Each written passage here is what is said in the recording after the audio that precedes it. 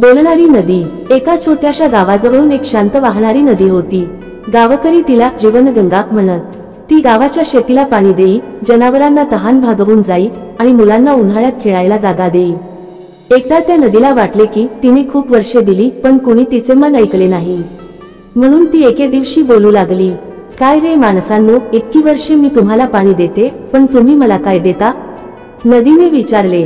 गावकरी चकित झाले. तू बोलतेस कधीपासून? नदी हसली, म्हणाली, कधीपासून नाही, पण आता बोलावं लागतंय.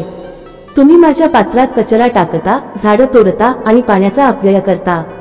मला दुःख होतंय. गावाचा छोटा शहाणा मुलगा रोहन पुढे आला. त्याने नम्रपणे विचारले, नदीताई, आम्ही तुझं रक्षण कसं करू? नदीने शांतपणे सांगितले, फक्त 3 गोष्टी करा. 1.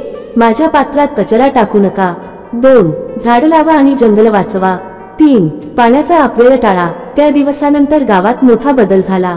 गावकऱ्यांनी नदी स्वच्छ केली, झाड लावली आणि पाण्याचा विचारपूर्वक वापर सुरू केला. आणि नदी पुन्हा शांत झाली, पण आता तिच्या लाटांत आनंदाची गाणी ऐकू येऊ लागली. ही गोष्ट पर्यावरण संवर्धन, निसर्गप्रेम आणि सामाजिक जबाबदारी यावर आधारित आहे.